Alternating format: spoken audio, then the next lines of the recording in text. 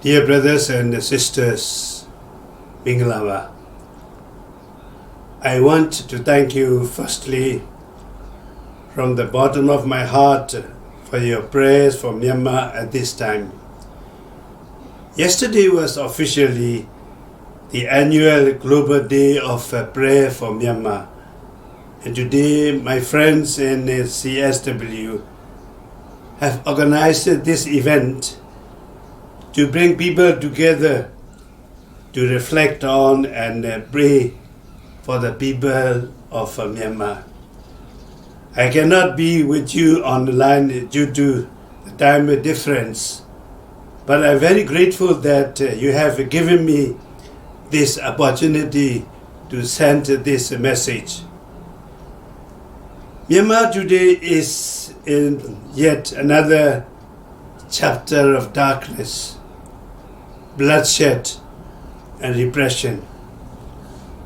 After a decade of reform and opening, in which, despite many challenges and storms, clouds along the way, we thought we had glimpsed the sun beginning to rise over our beautiful land, and the prospect, however fragile and faltering, of emerging into a new dawn of democracy, freedom, peace and justice.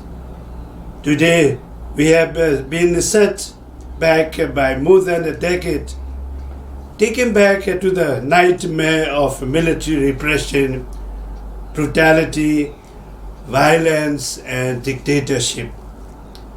Since the coup on the 1st of February, we have witnessed the amazing courage, commitment and creativity of our people, demonstrating throughout the country in their thousands for many days. They have shown their determination not to allow their hard-won democracy and freedoms, their hopes of peace, to be stolen from them. It was a beautiful sight to see, a great inspiration. The sense of unity and solidarity in diversity with the different people of ethnicities and religions coming together for the same cause was very remarkable. But that was met with bullets, beatings, bloodshed and grief. So many have been killed or wounded in our streets, and so many thousands have been arrested and disappeared. And in our ethnic states, including in places where ceasefire agreements had been signed some years ago, the military is once again attacking civilians, displacing thousands, and exacerbating humanitarian crisis that was already in existence, but now even more severe.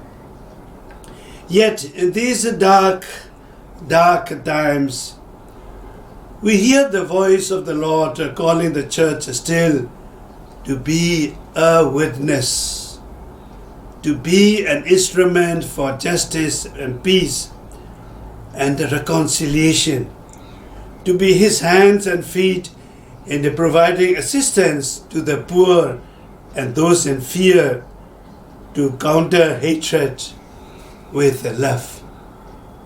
We hear the voice in Isaiah 65, 17 to 21, the first reading in the liturgy of the Mass in the Catholic Church around the world today.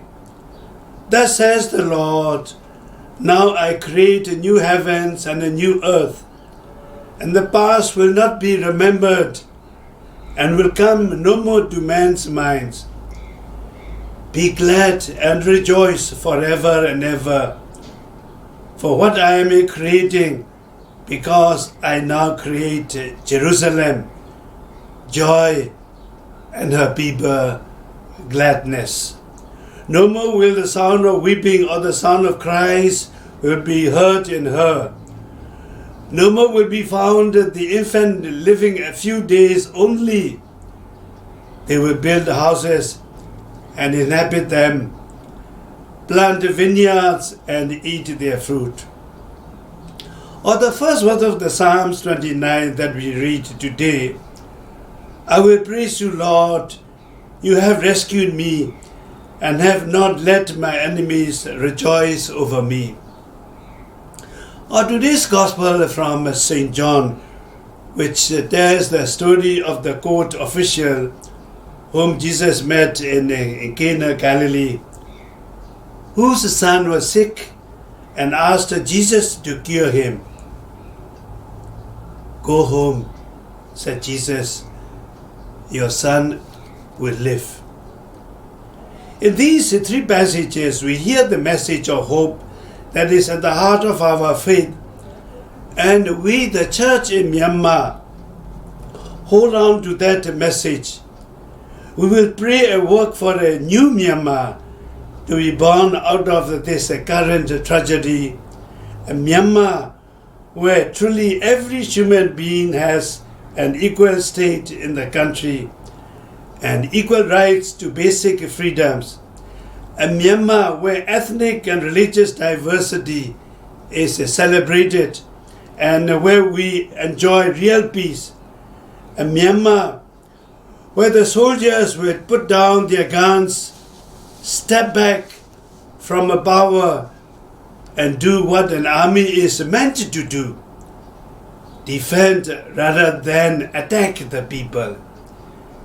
A Myanmar to which God says, as Jesus said to the father of the dying man in the gospel today, your son will live, you will live. A Myanmar that rises again from the ashes. How do we get there? By faith, prayer, love, dialogue, and courage.